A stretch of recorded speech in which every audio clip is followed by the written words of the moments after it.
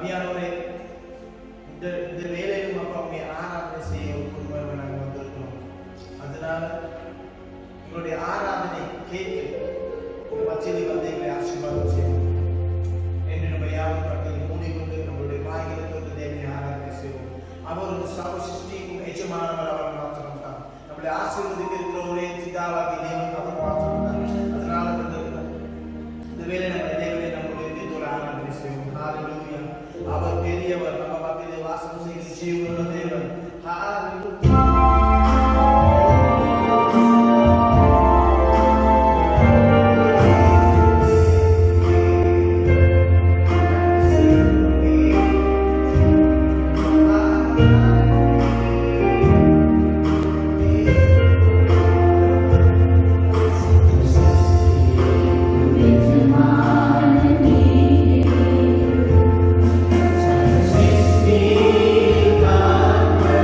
Be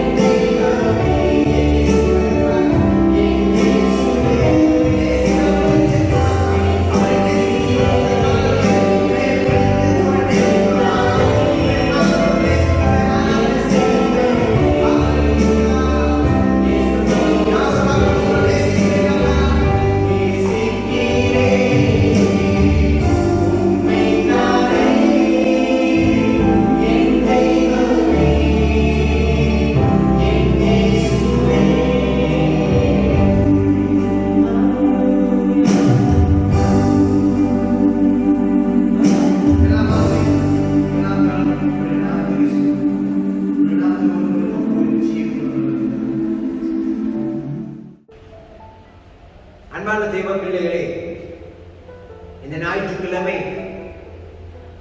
அவரை ஆராதிக்கும்படியாக நாங்கள் வந்திருக்கின்றோம். போன கிழமை எங்களுக்கு ஆராதனை பண்ண முடியாமல் போயிட்டு ஆண்டவரை ஆராதிக்கும்படியாக பல நாட்களாய் நாங்கள் காத்திருந்தது போல எங்களுக்கு இருந்தது ஒரு கிழமை. இந்த பரிசுத்த அலங்காரத்தோடு அவரை துதிக்கும்படியாக சபையிலே பாட்டு குழுவுகளுக்கு பாடல்களை பாடினார்கள். நாங்கள் நினைக்கின்றோம் நீங்கள் அதை கலந்து கொண்டிருப்பீர்கள் என்று. இப்பொழுது தேவனுடைய வசனத்துக்கு நாங்கள் செவிசாய்ப்போம். ஆண்டுடைய வசனத்திலே 91வது வசனத்தை சங்கீதத்தை நான் வாசிக்க போகின்றேன். 91 முதல் 93 வரை ஆண்டுடைய வசனத்தில் சொல்லப்படுகின்றது, தேவன் எங்களுடைய ராஜா, அவரை நமஸ்காரம் பிள்ளைகளுடைய ராஜா. அதே மாதிரி தான் 91வது சங்கீதம் சொல்லப்படுகின்றது, அவர் எங்களுடைய ராஜா மாத்திரமல்ல, அவர் அரசாளுகிற தேவனாயிருக்கிறார். சாதாரண ராஜாவல்ல, அவர் அரசாளும் ஒரு தேவனாயிருக்கிறார். அதனால அவர் எங்களை அரசாங்கம் தேவனாய் இருக்கிறபடினால அவருடைய வசனத்துக்கு நாங்கள் செவி கொடுப்போம். 91வது சங்கீதம் முதல் 10 வசனங்களை வாசிக்கிறோம். உன்னதமானவரின் மறைவில் இருக்கிறவர் சர்வ வல்லமையுடைய நிழலில் தங்குவான். நான் கர்த்தரை நோக்கி, நீர் என் அடைக்கலம், என் கோட்டை, என் தேவன், நான் நம்பி இருக்கிறவர் என்று சொல்லுவேன். அவர் உன்னை வேலனுடைய கண்ணுக்கும் ஆளாக்கும் கொள்ளை நோக்கும் தப்பி வைப்பார். அவர் தமது சிறகளாலே உன்னை மூடுவார். அவன் செட்டையின் கீழ் அடைக்கலம் மூடுவார். அவருடைய சத்தியம் உனக்கு பரிசையும் கேடவுமாகும். இரவிலே உண்டாகும் பயங்கரத்துக்கும்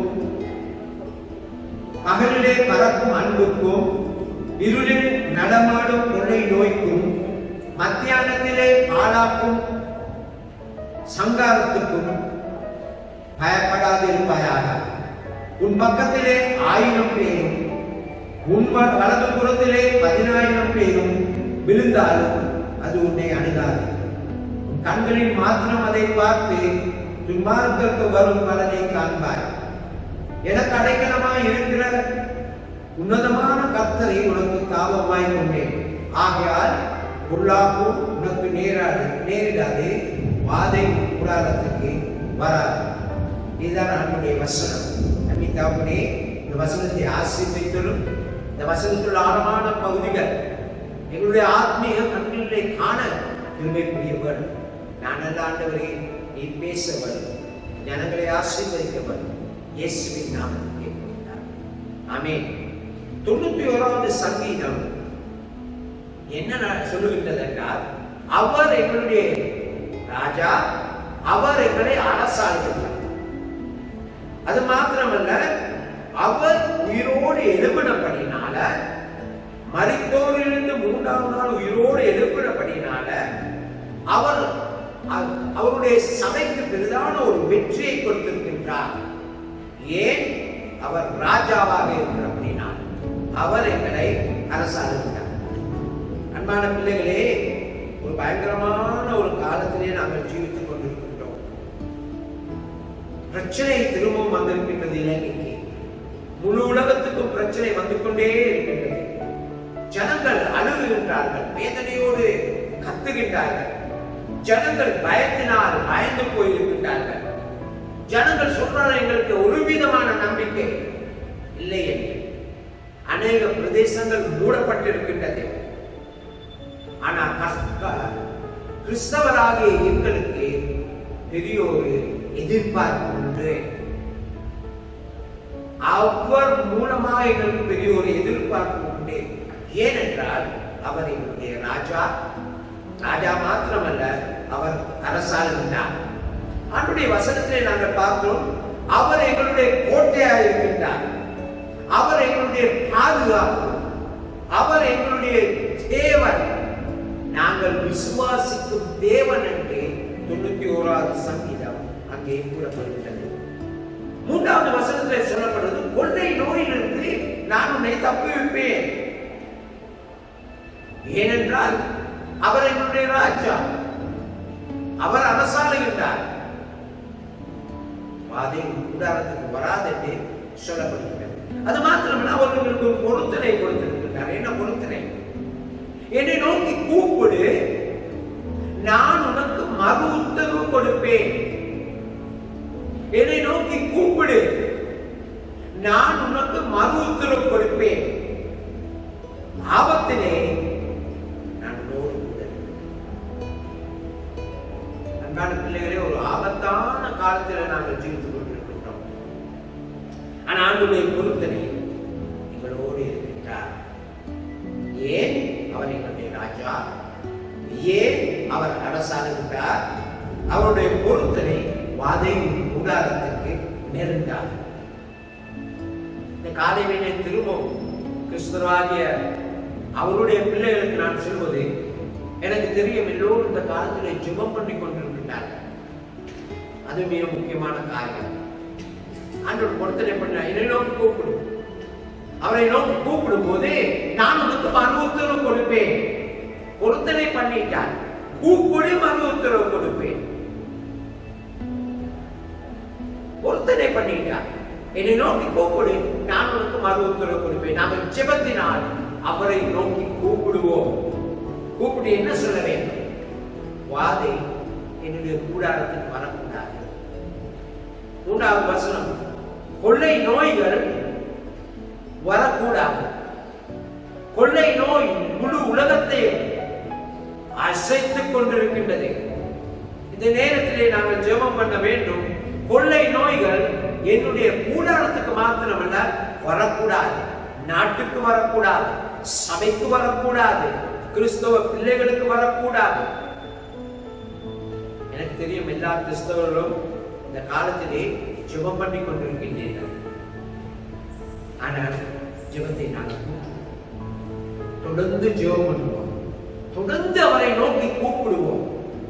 தொடர்ந்து அரசாளுகிற ராஜாவை கூப்பிடுவோம். எங்களுடைய பிரச்சனையை ராஜாவுக்கு சொல்லாமல் யாருக்கு சொல்ல முடியும்? தொடர்ந்து ஜெபம் பண்ணுவோம். அதனால் நான் உங்களை உற்சாகப்படுத்துகிறேன். சபை என்ற முறையிலே தொடர்ந்து ஜெபம் பண்ணுங்க. அவரை நோக்கி கூப்பிடுங்க. அவர் உத்தரவு கொடுப்பார். அவர் கேட்பார், என்னை ஏன் கூப்பிடுகிறாய்? ஜெபம் பண்ணுவோம் எங்களுடைய நாட்டுக்காக. ஜெபம் பண்ணுவோம் எங்களுடைய பக்கத்தில் உள்ள இந்தியா நாட்டுக்காக. ஜெபம் பண்ணுவோம் ஒவ்வொரு சபைக்காக. ஜெபம் பண்ணுவோம் எங்களுடைய குடும்பத்துக்காக. பாதுகாக்கும்படியாக தொடர்ந்து ஜெபம். அன்றாட ஒரு மனிதனை கொடுக்கிறார். அவர் அரசாளுகின்றார். இந்த ராஜா, அவருக்கு எல்லாம் தெரியும். அவருடைய கருத்திலே நாங்கள் ஒப்புக்கொள்வோம். அன்புகளை ஆசீர்வதிப்பார். ஜெபம் செய்வானே திரும்பவும் ஆண்டவரே, நாங்கள் ஜெபம் செய்வோம். நோக்கி கூப்பிடு, நான் உனக்கு பதில் கொடுப்பேன் என்று சொன்ன தேவனே, நாங்கள் கூப்பிடுகிறோம். உடைய பிள்ளைகளை பாதுகாக்க,